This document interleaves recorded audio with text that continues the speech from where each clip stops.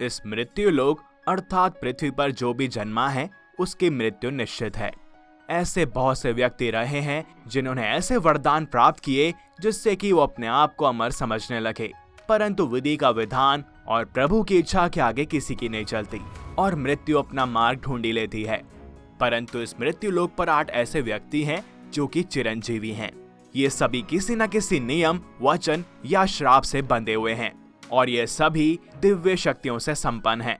ऐसा कहा जाता है कि योग में जिन अष्ट सिद्धियों की बात कही गई है वे सभी शक्तियां इन सभी में विद्यमान हैं। प्राचीन ग्रंथों के अनुसार इनका प्रातः स्मरण करने से मनुष्य दीर्घायु और निरोगी रहता है। यह श्लोक इस प्रकार है।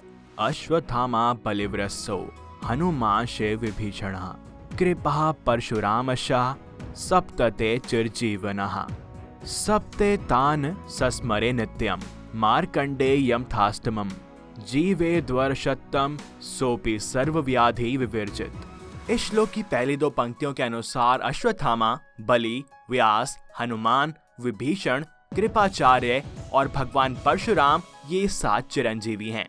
और फिर अगली पंक्तियों का अर्थ यह है कि इन 7 के साथ ही ऋषि मार्कंडेय के नाम का जाप करने से व्यक्ति निरोगी रहता है और लंबी आयु को प्राप्त करता है। तो चलिए विस्तार में जानते हैं इन 7 चिरंजीवी के बारे में। लेकिन आगे बढ़ने से पहले यदि आप चैनल पर नए हैं तो इसको सब्सक्राइब और बेल आइकन को प्रेस जरूर कर लें और बोलें हरिओम हरिओम हरिओम हरिओम हरिओम हरिओम हरिओम हरिओम। अश्वत्थामा। अश्वत्थामा गुरु द्रोणाचार्य के पुत्र हैं। ग्रंथों में भगवान शंकर के अनेक अवतारों का वर्णन भी मिलता है। उनमें से एक अवतार ऐसा भी है जो कि आज भी पृथ्वी पर अपनी मुक्ति के लिए भटक रहा है। ये अवतार है गुरु द्रोण के पुत्र अश्वत्थामा का। द्वापर युग में जब कौरव व पांडवों में युद्ध हुआ था तब अश्वत्थामा ने कौरवों का साथ दिया था। धर्म ग्रंथों के अनुसार भगवान श्री कृष्ण ने ही ब्रह्मास्त्र चलाए जाने के कारण अश्वत्थामा को चिरकाल तक पृथ्वी पर भटकते रहने का श्राप दिया था। अश्वत्थामा के संबंध में एक प्रचलित मान्यता भी मिलती है। मध्य प्रदेश के बुरहानपुर शहर से 20 किलोमीटर दूर एक किला है। इसे असीरगढ़ का किला कहते हैं। इस किले में भगवान शिव का एक प्राचीन मंदिर है। यहाँ के स्थानीय निवासियों का कहना है कि अश्वत्थामा प्रतिदिन इस मंदिर में भगवान शिव की पूजा करने आते हैं। राजा बलि के दान के चर्चे दूर दूर तक थे। देवताओं को हराकर राजा बलि ने इंद्रलोक पर भी अधिकार कर लिया था। बलि सतयुग में भगवान वामन अवतार के समय हुए थे। राजा बलि के घमंड को चूर करने के लिए भगवान विष्णु ने ब्राह्मण का वेश धारण किया था और राजा बलि से 3 पग धरती को दान में मांगा था। राजा बलि ने कहा कि जहां आपकी इच्छा हो वहां पर 3 पग रख लो। तब भगवान वामन ने अपना विराट रूप धारण किया और 2 पगों में तीनों लोगों को नाप लिया। जिसके बाद भगवान ने बलि से पूछा कि वो तीसरा पग कहाँ रखें। इस पर बलि ने कहा कि वे अपना तीसरा पग उसके सर पर रख दें। जिसके बाद भगवान ने अपना तीसरा पग यानी कि तीसरा कदम बलि के सिर पर रख दिया और उसे पाताल लोक पर भेज दिया। शास्त्रों के अनुसार राजा बलि भक्त प्रहलाद के वंशज हैं। राजा बलि से श्री हरि अति प्रसन्न हुए थे और इसी कारण से भगवान विष्णु राजा बलि के द्वारपाल भी बन गए थे और साथ ही उन्होंने राजा बलि को अमर होने का वरदान भी दिया था। कहते हैं कि आज भी राजा बलि जीवित हैं। माना जाता है कि प्रति वर्ष ओणम के दिन वे पृथ्वी लोक पर आते हैं और इस समय वे पृथ्वी पर घूमकर अपनी प्रजा को देखते हैं कि वो क्या क्या कर रहे हैं। कलयुग के अंत तक वे इसी लोक में रहेंगे और आने वाले मनवंतर में वे श्री हरि विष्णु की कृपा से इंद्र बनेंगे। ऋषि व्यास जिन्हें वेद व्यास के नाम से भी जाना जाता है, इन्होंने ही चारों वेद यानी कि ऋग्वेद, अथर्ववेद, सामवेद और यजुर्वेद सभी 18 पुराणों, महाभारत और श्रीमद् भागवत गीता की रचना की थी। वेद व्यास ऋषि पराशर और सत्यवती के पुत्र थे। इनका जन्म यमुना नदी के एक द्वीप पर हुआ था और इनका रंग सांवला था और इसी कारण से ये कृष्ण द्वैपायन भी कहलाए। इनकी माता ने बाद में शांतनु से विवाह किया जिनसे उनके 2 पुत्र हुए, जिनमें बड़ा चित्रांगद युद्ध में मारा गया और छोटा विचित्रवीर्य संतानहीन ही मर गया था। कृष्ण द्वैपायन ने धार्मिक तथा वैराग्य का जीवन पसंद किया, किंतु माता सत्यवती के आग्रह पर इन्होंने विचित्रवीर्य की दोनों संतानहीन रानियों द्वारा नियोग के नियम से 2 पुत्र उत्पन्न किए जो कि धृतराष्ट्र और पांडु कहलाए, और इनमें तीसरे दासी पुत्र विदुर भी हुए। ऋषि व्यास के धर्म की स्थापना में जो भूमिका है उसकी परिकल्पना करना हमारे लिए सोच से भी परे है। उनके इसी महत् कार्य के लिए वे त्रेता युग से द्वापर युग तथा कलयुग के प्रारंभिक अवस्था को देखने में सक्षम हो पाए। वो महर्षि वशिष्ठ के पोते थे। उनको हम आज भी उनके कृतित्व के लिए याद करते हैं, जो कि इस बात को सूचित करता है कि हमेशा ही अच्छे कर्म करने चाहिए। हनुमान। पवन पुत्र हनुमान को अजर अमर रहने का वरदान मिला हुआ है। वे भगवान श्री राम के परम भक्त हैं और हजारों वर्षों के बाद वे महाभारत काल में भी उपस्थित थे। महाभारत में एक बहुत प्रसिद्ध प्रसंग मिलता है जब पवन पुत्र भीम की भेंट अपने भ्राता हनुमान जी से हुई थी। भीम को अपने ऊपर यह घमंड हो गया था कि वे सबसे बलशाली हैं, परंतु इस भेंट के दौरान वे हनुमान जी की पूंछ को भी नहीं हिला पाए थे, और इस प्रकार पवन पुत्र हनुमान जी ने अपने अनुज भीम के घमंड को तोड़ा था। कहते हैं कि पवन पुत्र हनुमान जी समय के अंत तक धरती पर रहेंगे। विभीषण। दशानन के छोटे भ्राता विभीषण, जो कि भगवान श्री राम के अनन्य भक्त हैं। जब रावण ने माता सीता का हरण किया था, तब विभीषण ने रावण को श्री राम से शत्रुता ना करने के लिए बहुत समझाया था।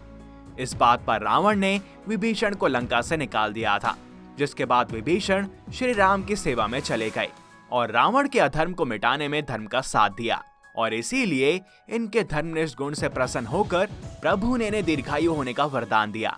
हालांकि ध्यान देने वाली बात यह है कि मौलिक तौर पर विभीषण चिरंजीवी तो नहीं है, परंतु इन्हें लंबे समय तक जीने का वरदान मिला है। पुराणों के अनुसार विभीषण महायुग के अंत तक जीवित रहेंगे। कृपाचार्य। कृपाचार्य अश्वत्थामा के मामा और कौरवों के कुलगुरु थे। शिकार खेलते हुए महाराज शांतनु को 2 शिशु प्राप्त हुए। उन दोनों का नाम कृपि और कृप रखकर शांतनु ने उनका लालन पालन किया था। उनकी बहन कृपि का गुरु द्रोण के साथ विवाह हुआ था और इसीलिए वे अश्वत्थामा के मामा थे। माना जाता है कि दोनों ही कुरु और पांडु वंश के कुलगुरु थे। उन्होंने दोनों ही कुरु तथा पांडु वंश के राजकुमारों को शिक्षा प्रदान की थी। कहा जाता है कि वे बहुत ही असाधारण गुरु थे। उनके सामने सब कुछ समान थे। उन्होंने दोनों ही वंश के राजकुमारों को कई विद्याओं का ज्ञान भी दिया था। हालांकि परिस्थितियों के चलते उन्हें कौरवों की ओर से शस्त्र उठाने पड़े थे। परशुराम। भगवान विष्णु के छठे अवतार हैं परशुराम। परशुराम के पिता ऋषि जमदग्नि और माता रेणुका थी। माता रेणुका ने 5 पुत्रों को जन्म दिया, जिनके नाम क्रमशः वसुमान, वसुषेण, वसु, विश्वावसु तथा राम रखे गए। राम ने शिव जी को प्रसन्न करने के लिए कठोर तप किया था। शिव जी तपस्या से बहुत प्रसन्न हुए थे और राम को अपना फरसा प्रदान किया था। इसी कारण से राम परशुराम कहलाने लगे। इनका जन्म हिंदी पंचांग के अनुसार वैशाख मास के शुक्ल पक्ष की तृतीया को हुआ था। इसलिए वैशाख मास के शुक्ल पक्ष में आने वाली तृतीया को अक्षय तृतीया कहा जाता है। भगवान परशुराम राम के पूर्व हुए थे, लेकिन वे चिरंजीवी होने के कारण राम के काल में भी थे और द्वापर युग में श्री कृष्ण के समय पर भी। हिंदू धर्म के अनुसार वे पहले ऐसे ब्राह्मण थे जिन्होंने ब्राह्मण तथा क्षत्रिय दोनों ही धर्मों का एक साथ पालन किया था। वैसे तो वो एक अजय योद्धा थे और उनके शौर्य के सामने कोई भी नहीं टिक सकता था। उन्होंने कई राजा और महाराजाओं को हराया था। माना जाता है कि वे आज भी महेंद्रगिरी के पर्वत, जो कि ओडिशा में स्थित है, वहां पर विराजमान हैं। महाभारत काल में भी उनका निवास महेंद्र पर्वत में ही था और कलयुग में भी वह महेंद्र पर्वत पे ही भगवान विष्णु के अंतिम अवतार भगवान कल्कि के उपदेशक के रूप में पुनः उपस्थित होंगे। आपको यह भी बता दें कि भगवान परशुराम ने 21 बार पृथ्वी से समस्त क्षत्रिय राजाओं का अंत किया था। इसके अतिरिक्त उन्होंने अपनी माता रेणुका का भी वध किया था। पर भगवान परशुराम ने ऐसा क्यों किया, ये हम अपने आने वाले वीडियोस में जरूर बताएंगे। अब बात करते हैं एक और चिरंजीवी की, ऋषि मार्कंडेय।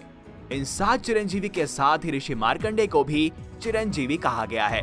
वे अल्पायु थे। उन्होंने ही महामृत्युंजय मंत्र की रचना की और भगवान शिव की तपस्या करने लगे।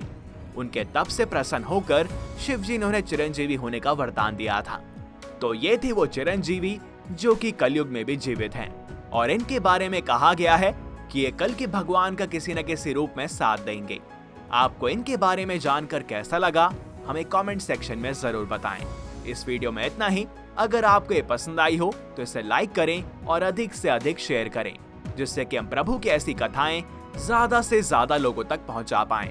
साथ ही चैनल को सब्सक्राइब और बेल आइकन को प्रेस करना ना भूलें। मिलते हैं आपसे अगली वीडियो में और भी अद्भुत कथाओं के साथ। तब तक के लिए हरिओम।